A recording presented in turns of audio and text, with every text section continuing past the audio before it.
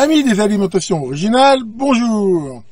Il y a quelque temps, je vous avais montré que j'avais trouvé sur le site eleshop.fr, que j'ai justement découvert à cette occasion, cette nouvelle version là de ce petit SRMet Pick Atlas là, qui est vraiment très très bien.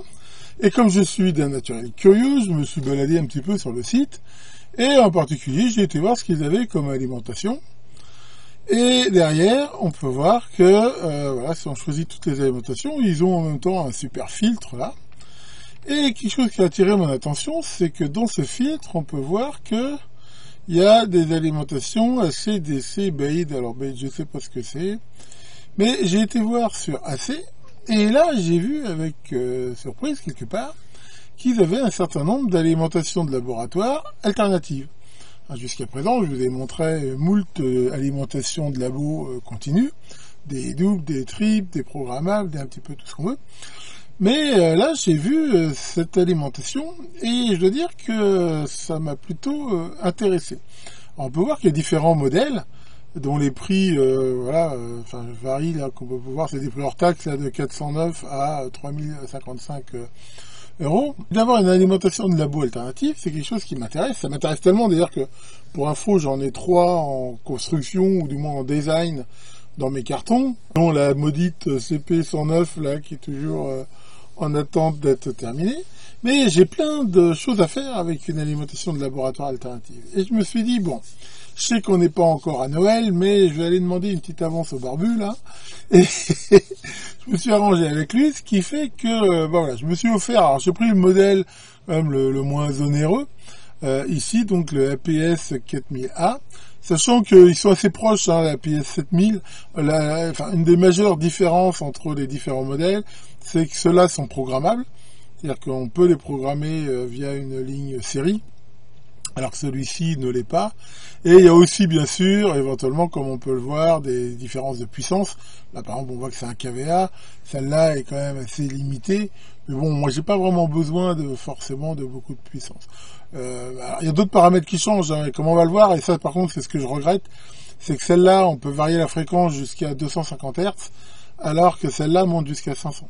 Et ça, par contre, ça m'aurait vraiment intéressé que ça monte au moins à 400, à cause des trucs d'avionique. Enfin bon, j'ai quand même trouvé que ça faisait cher les 250 Hz supplémentaires. Donc j'ai pris ici ce modèle que j'ai reçu et que je vais vous présenter maintenant. Alors rapidement, avant de découvrir la bête, voici les spécifications principales de cet appareil. Donc la puissance est de 350 VA. Donc on peut régler la sortie en deux gammes, on va dire de 0 à 150 volts et de 0 à 300 volts, avec un courant maximal de 3 ampères. On peut régler la fréquence de 45 à 250 Hz. La précision, je veux dire, enfin la résolution, en fait, ils ont mis précision, mais la résolution donc, est de 10 mV à 1 mA ou 10 mHz, ce qui est ma foi assez précis. Il y a une régulation de charge, hein, comme sur une alimentation linéaire, c'est-à-dire que si je règle pour avoir une certaine tension en sortie, même si la charge varie, le système à 1% près essaiera de maintenir la tension. Il y a des protections contre les surcharges, des courts-circuits, enfin voilà, tout ce qui est assez classique. Et on voit que c'est quand même quelque chose d'assez imposant et avec un poids de 12 kg. Quelle est l'utilité d'avoir une alimentation de labo alternative? Alors, déjà, et c'est très important, on peut avoir une isolation galvanique avec le secteur. Et ça, c'est vraiment quelque chose, bien sûr, d'intéressant, parce que ça va permettre de faire des mesures, par exemple, sans utiliser des sondes différentielles. En gros, c'est exactement comme une alimentation continue. Je veux dire, elle est complètement, ce qu'on appelle, flottante par rapport au secteur. Et là, donc, voilà, il n'y a aucun problème pour faire des mesures avec un oscilloscope qui, lui, est relié à la Terre. Il n'y aura pas de problème. On peut régler la tension de 0 à 300 volts, donc ça, c'est assez intéressant. Il y a de la disjonction. Alors, comparé à une alimentation en courant continu, c'est pas réellement une limitation de courant. C'est-à-dire que quand on dépasse la limite, en fait, ça disjoncte, c'est-à-dire qu'elle coupe la charge, et derrière, on peut éventuellement la réenclencher. Donc, faut le voir plutôt comme une sorte de disjoncteur réglable. Bien sûr, une protection contre les courts-circuits, donc ça, c'est vraiment intéressant. La fréquence de sortie est ajustable. La tension de sortie est indépendante de la charge, hein, c'est ce que j'ai dit. Et en même temps, voilà, elle affiche la tension, le courant instantané, la puissance, le cosinus phi, enfin le fameux facteur de puissance. Donc ça, à quoi ça va servir? Ça va servir à pas mal de choses. On va déjà pouvoir dépanner sans risque des tas d'appareils du secteur, hein, dans la mesure bien sûr de la puissance dispo, mais tout ce qui va être petit chargeur, alimentation, lampe LED, etc., etc. Là, ça, on va pouvoir faire voilà, des essais. Et bien sûr, même si une alim, par exemple, est endommagée au démarrage, elle se met en court-circuit, ça ne fera rien sauter et ça permettra aussi de faire des mesures éventuellement dessus sur le primaire sans risque. Ça va éventuellement servir aussi de simulateur, en gros, de transformateur. C'est-à-dire que quand on travaille sur un circuit qui normalement doit être branché derrière un transformateur, ça peut être un ampli, une alim, n'importe quoi en fait, là on va pouvoir utiliser cette alimentation-là. C'est quand même plus pratique que d'être obligé d'avoir un transfo branché sur le secteur, ce qui peut même être dangereux et tout ça. Ensuite, dans la mesure où on va le voir, elle est aussi capable, par exemple, de changer la fréquence, de changer la tension. Si on a, par exemple, même si c'est assez rare, du matériel américain qui est sous 110 volts, sous 60 Hz, on va pouvoir facilement aussi les tester. Et puis surtout, et c'est aussi quelque chose qui, dans le cadre de mes vidéos, m'a vachement intéressé, c'est que ça va permettre de faire plein de manipulations, des démos, et bien sûr, cette alimentation me servira sans doute dans pas mal de vidéos didactiques pour apprendre et tout ça. Par exemple, je travaille toujours sur le fameux CP0035A, là, qui serait la version sans ampoule là, de mon système de test secteur. Et là, pour mettre ça au point, c'est aussi une des raisons pour lesquelles je l'ai acheté, en fait, ça va sans doute bien m'aider.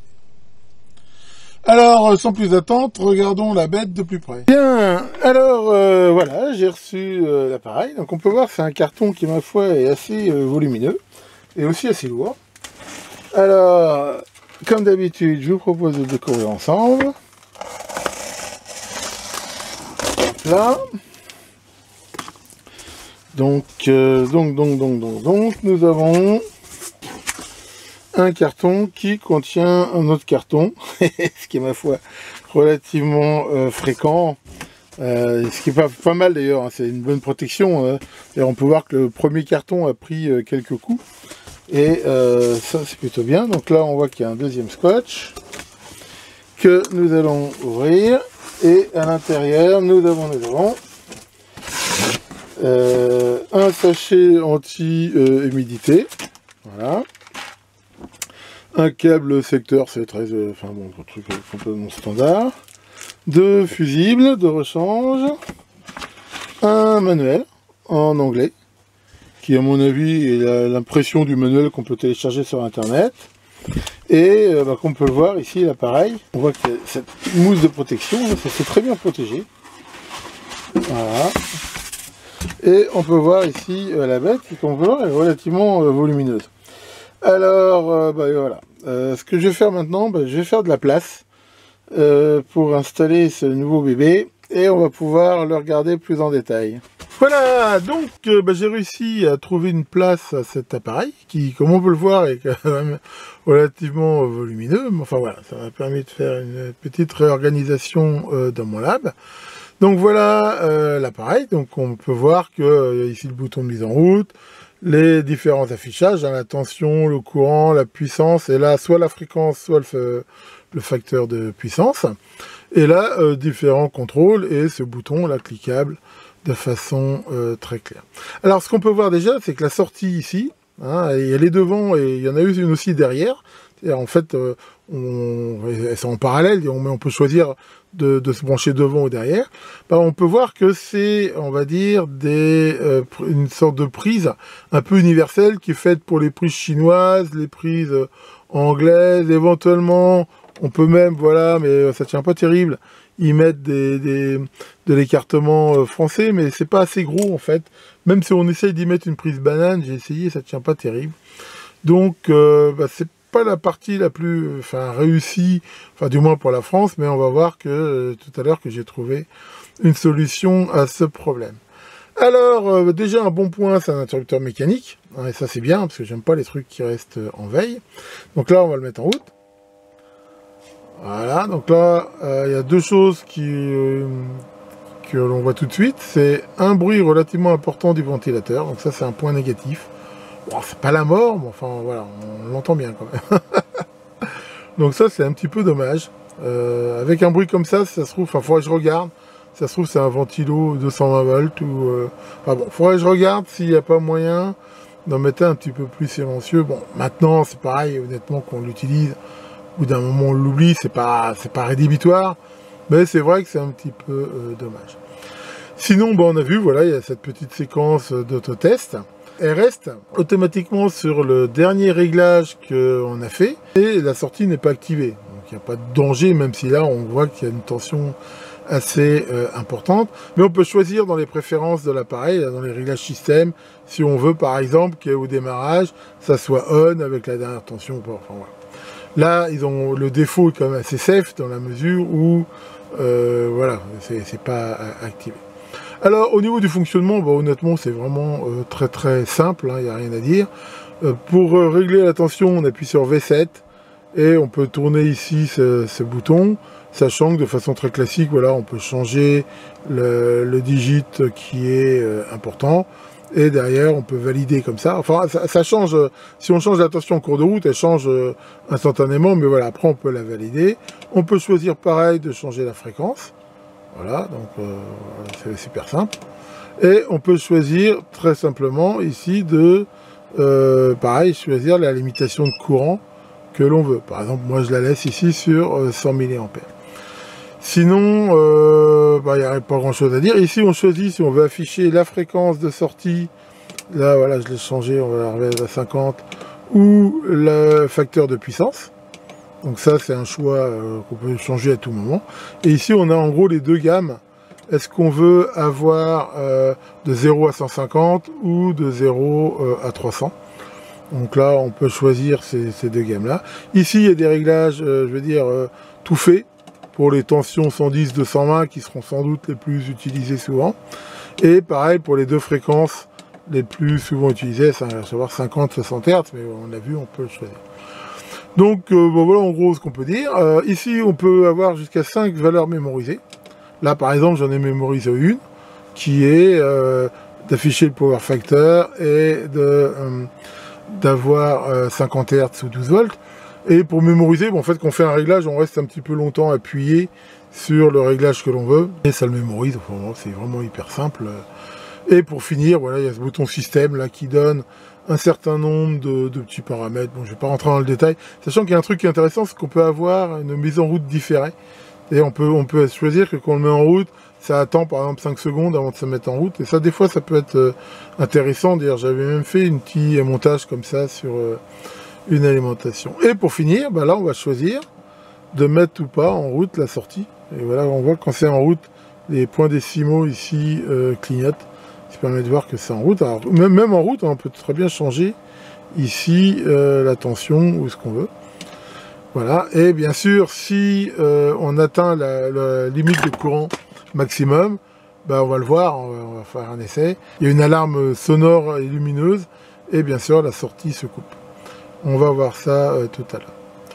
Donc voilà pour la présentation. Donc maintenant, je vais vous montrer justement l'appareil que j'ai fait pour, je veux dire, pouvoir facilement se brancher dessus et faire des mesures. Puis on va faire quelques essais. C'est parti. Bien, donc comme on l'a vu, la sortie de cet appareil est pas vraiment adaptée, je veux dire, aux normes françaises, dans la mesure où c'est fait a priori pour des prises chinoises, anglaises, enfin des tas de prises. Même si on arrive à y mettre des fiches bananes, honnêtement, c'est pas top. Et en même temps, ça sera toujours pratique éventuellement de faire des mesures sur les appareils qu'on va utiliser, et en particulier de pouvoir visualiser la forme du courant. Donc très vite, je me suis dit, fallait que je me fasse un petit bricolage à la Syrob. C'est ce qui m'a conduit à concevoir et fabriquer CP0133 que vous pouvez voir ici. Alors, en gros, c'est quoi le principe de cet appareil? Comme on voit, c'est quelque chose d'excessivement simple, où on a ici l'entrée, donc qui se branche sur l'alimentation. On arrive là sur une première BNC qui permet donc de mesurer le voltage sur un oscillo, un voltmètre, un peu ce qu'on veut. Mais généralement, ça sera un oscilloscope. Et ici, on arrive sur ces deux bornes qui vont permettre de mettre éventuellement différents types de shunts. Et on a ici cette BNC qui va permettre justement de mesurer éventuellement avec un oscilloscope aussi la tension aux bornes de ce shunt. On voit que le commun ici est le neutre, et vu que c'est flottant, c'est pas un problème, et que voilà, si on a les deux voies d'un oscilloscope, les deux masses sont au même potentiel, donc il n'y a pas de problème. Donc voilà, c'est aussi simple que ce truc-là, sachant que là, entre les deux bornes, soit on n'en a rien à foutre, on veut rien mesurer, on met ici un simple court-circuit entre les deux, et puis on mesure pas le courant, mais je veux dire, ce qu'on trouve juste avec une prise, je vais dire, qui va bien. On peut y mettre ici un shunt de 0,1 ohm. À ce moment-là, on aura une tension donc de 0,1 volts par ampère, ce qui va permettre de visualiser sur un oscilloscope la forme du courant consommé. Et on peut aussi, pourquoi pas, y mettre ici un fil, un batte-cordon en fait, qui va permettre avec une pince ampère-métrique, éventuellement aussi, de me visualiser le courant, sachant que sur une pince ampère-métrique, éventuellement, on peut même faire plusieurs tours, ce qui fait un peu comme un transfo qui augmente la sensitivité. Donc voilà ce qu'on peut faire. Alors en même temps, au niveau ici de la Terre, bien sûr, j'ai gardé les connexions de Terre ici entre les deux prises, sachant que la Terre de l'alimentation alternative est bien reliée à la Terre du secteur. Mais attention, il y a beau avoir une Terre, ici il n'y a pas de disjoncteur différentiel, donc faut quand même y faire attention. Et cette Terre, bien sûr, je l'ai aussi reliée ici au châssis, ce qui est plutôt sécure, ma foi, sachant que je donne la possibilité, comme sur une alimentation continue, en fait, en gros, de relier, alors ce qu'ils appellent le neutre, on va dire, ça correspond un petit peu à la masse, à cette Terre ou pas, selon que je veux y avoir quelque chose de flottant ou pas. Sachant que même si je ne mets pas ici l'interrupteur, si ici, par exemple, je connecte un oscilloscope, à mesure où la masse de l'oscilloscope est à la Terre, ça fera aussi la connexion. Mais ça, justement, ça peut aussi, éventuellement, avec un plus ou un moins, je veux dire, faire une boucle de masse. Donc là, ça dépend, enfin, c'est pas forcément facile de prévoir ce que ça peut faire, mais permet au pire d'essayer avec l'interrupteur, de voir si c'est mieux ou moins en le fermant, en regardant ça. Donc voilà ici cet appareil. Alors, on peut noter que cet appareil-là, il n'y a rien qui empêche déjà de l'utiliser, à la limite pourquoi pas avec du continu, il n'est pas spécialement fait pour de l'alternative, bien que moi je l'ai vraiment fait pour ça. Mais il n'y a rien qui l'empêche d'être utilisé avec autre chose. Par exemple, si vous avez un transformateur, vous pouvez très bien ici mettre un transformateur et l'utiliser sans aucun problème. Alors attention, si vous l'utilisez avec un variac, par exemple, pourquoi pas, mais je rappelle qu'un variac n'assure pas d'isolation galvanique. Donc là, il y a un gros danger. D'ailleurs, j'ai mis ici ce petit rappel en anglais et en français. Il faut l'utiliser avec des sources de tension qui sont isolées galvaniquement du secteur. Donc si c'est un variac, pourquoi pas, à condition qu'il soit précédé ou suivi d'un transfo d'isolement. Enfin donc voilà, rapidement. Donc comme d'habitude là, de toute façon tout ça je le mettrai sur mon site, vous pourrez regarder. Enfin voilà les différentes étapes de la fabrication. Moi j'ai fait quelque chose de très simple, j'ai pris un vieux bout d'alu, j'ai découpé ici à la fraiseuse pour mettre cette prise de récup là, j'ai fixé tout dessus. Alors bien sûr, comme on l'a vu, la masse des BNC est reliée au neutre, elle n'est pas reliée à la Terre, donc j'ai pris ici des BNC isolés, comme on peut le voir. Voilà, on voit ici de l'autre côté, donc là c'était avant câblage. Et puis voilà, j'ai mis les étiquettes sirop qui vont bien. Là on voit bien par exemple le fameux shunt que j'ai fait avec une résistance de 0,1. Voilà, donc maintenant je vous propose justement, en utilisant CP0133, de faire quelques mesures justement avec cette alimentation. C'est parti. Bien, alors on va déjà faire un premier test. Donc qu'est-ce que j'ai branché ici? J'ai branché ici sur la tension une sonde x100, vu que si après je vais monter jusqu'à 220 volts, ça excéderait sinon les capacités d'entrée de l'oscilloscope. Et ici donc une sonde en x1 sur la sortie du shunt, sachant que bien sûr ça fait quand même un niveau qui est très bas, à mesure que ça fait 100 millivolts par ampère, donc sur des courants faibles, ça va donner quand même, et on va le voir, des tensions assez faibles, ce qui fait qu'il y aura pas mal de bruit dessus, sachant que rien n'empêcherait de mettre pour des courants faibles un shunt éventuellement par exemple de 1 ohm, qui perturberait peut-être un petit peu la mesure, mais qui permettrait d'avoir une tension 10 fois plus élevée. Bon, là, je reste ici sur mon 0,1 ohm. Donc là, j'ai réglé par exemple sur 40 volts. Et donc là, pour l'instant, il n'y a pas de sortie, donc il n'y a rien sur le silo. Donc là, si je mets en route, voilà, donc là, on peut voir la tension de sortie, qui est à peu près sinusoïdale. Et ici, on voit bien le courant, et vu que c'est un condensateur, on voit bien que le courant est déphasé d'à peu près 90 degrés avec la tension.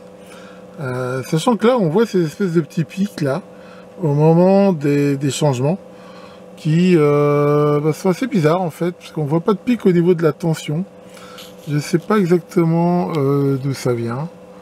Bon, c'est pas dramatique, mais c'est assez bizarre. Maintenant, dans la mesure où c'est synchrone, on voit que si on change la fréquence, ça reste dessus. Ça veut quand même dire... Ah, voilà. Alors là, un truc intéressant. En changeant la fréquence, j'ai dépassé la capacité de courant. Et là, voilà. On voit que le système se met à disjoncter. Et là, on peut l'arrêter en appuyant là. Ce qui est normal, hein, vu qu'il y a 60 Hz. Je veux dire, j'étais quasiment au-delà de 100 mA de sortie. Donc, ça montre que ce système de protection fonctionne bien. Mais voilà. Donc là, après, on peut redémarrer. D'ailleurs, on peut regarder que si j'affiche ici le facteur de puissance, pour un condensateur, il est quasiment de 0, ce qui est normal vu que j'ai un déphasage de 90 degrés entre le courant et la tension. Donc on va maintenant y mettre une charge résistive, par exemple, pour voir. Voilà, là on va faire un autre essai. Par exemple, j'ai mis une résistance de 8 ohms 20 watts, et j'ai mis là l'alimentation de courant à 2 ampères, et donc on va regarder ce que ça donne, justement, avec une tension assez basse, et un courant assez fort. Alors allons-y, je mets en route. Voilà, donc là si j'augmente ici la tension, là on voit bien sûr que le courant augmente assez rapidement. Par exemple là, je suis déjà à 500 milli, hein, donc là bien sûr on voit sur l'oscilloscope qu'il faut que je change de gamme. Par contre la tension, elle, je peux bien sûr l'augmenter pour bien voir. Et voilà, et là pour le coup on voit que c'est totalement en phase.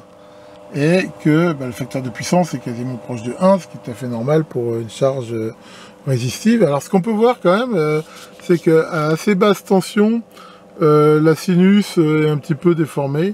Mais ce que j'ai pu voir, c'est que plus on augmente la tension, plus ça baisse. Donc là, par exemple, on va essayer de régler pour avoir s'approcher de la puissance maximum. Donc là, c'est 2 ampères. Donc là, voilà. Ah, là, je dépasse le courant max. Donc il y a des chances que voilà, là elle se coupe, ce qui est tout à fait normal. On voit qu'il y a une petite tolérance ici de temps. Donc là, je vais redémarrer, mais je vais baisser un peu la tension. Je vais la mettre à 15 volts par exemple. Voilà. Donc là, voilà, on est à 1,7 ampères. Et ici, voilà, on voit que ça fonctionne, ma foi, très bien. Donc là, je peux même baisser un petit peu. Voilà.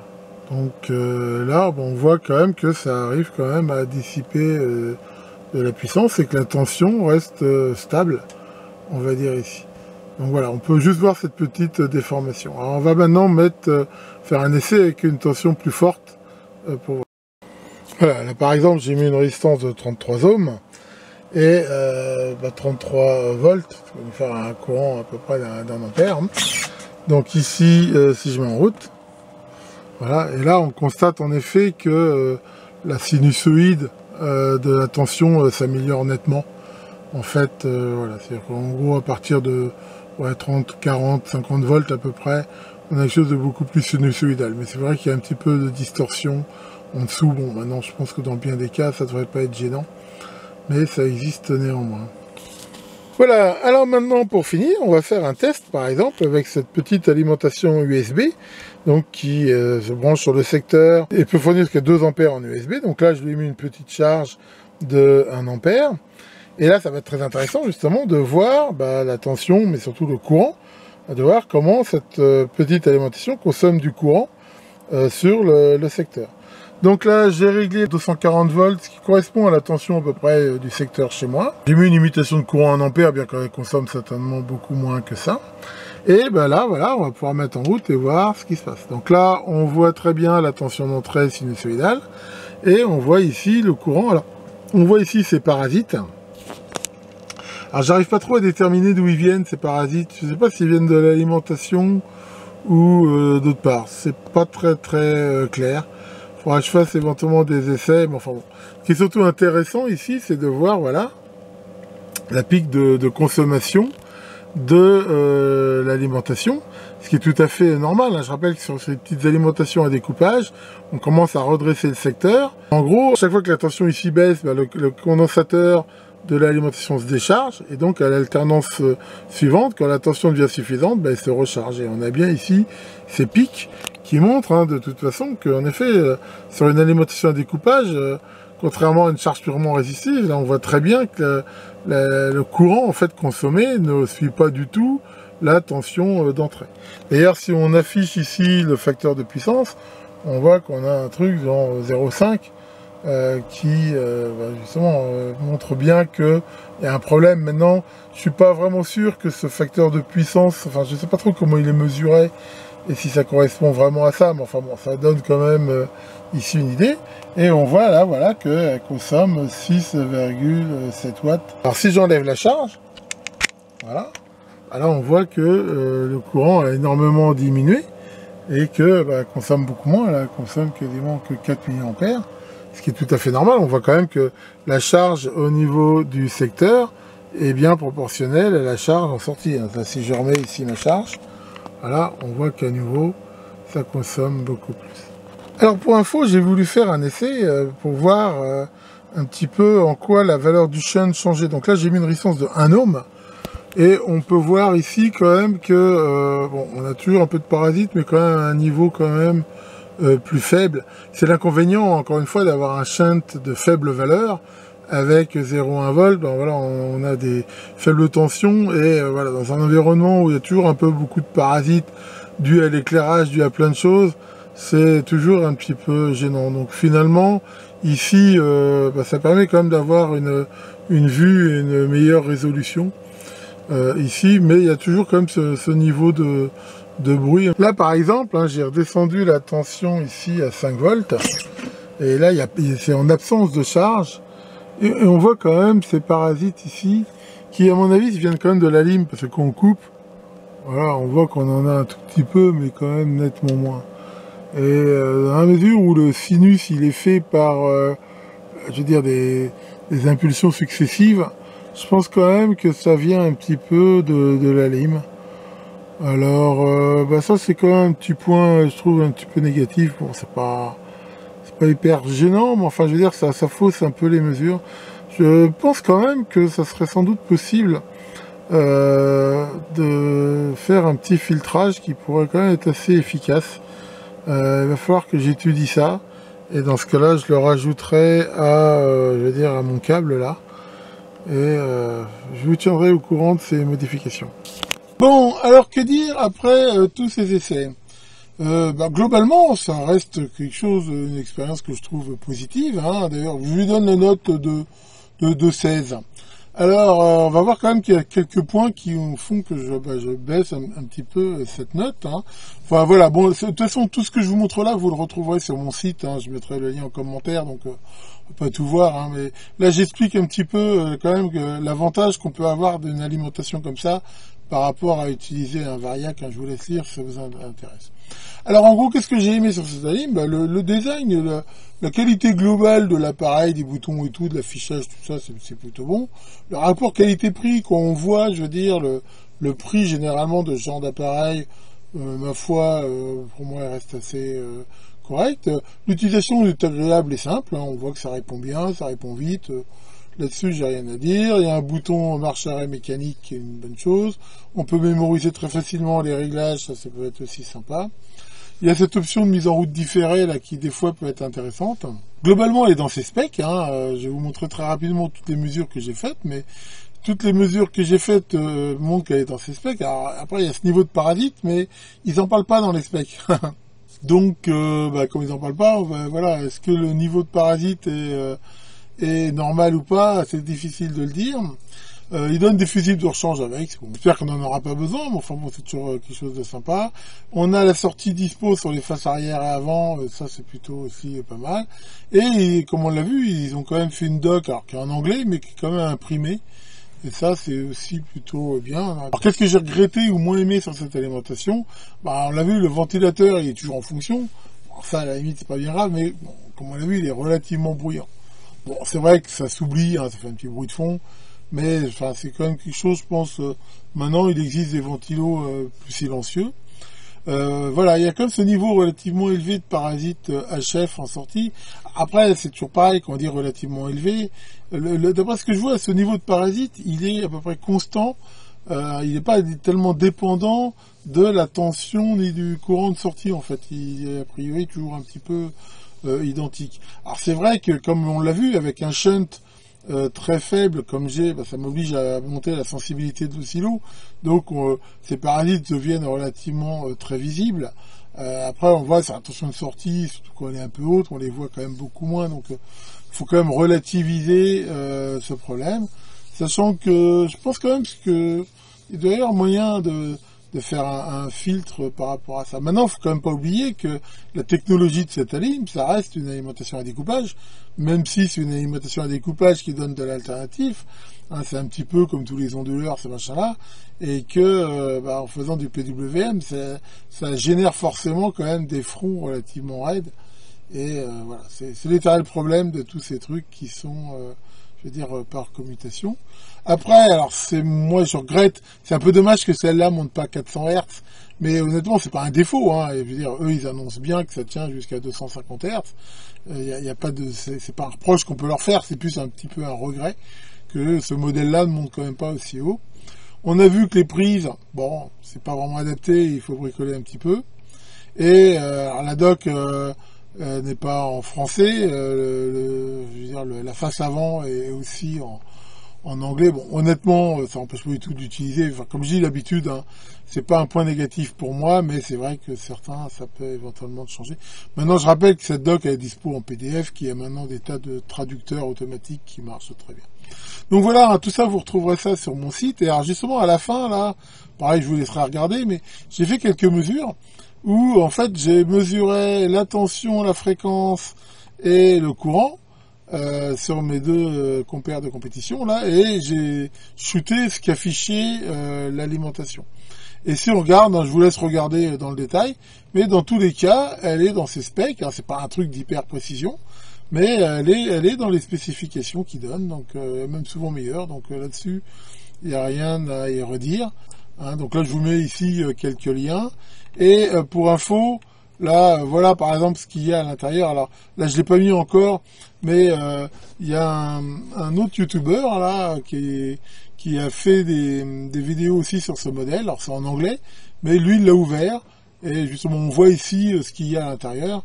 Et en gros, on retrouve bien ici cette alimentation ici à découpage avec ces deux gros transistors ici.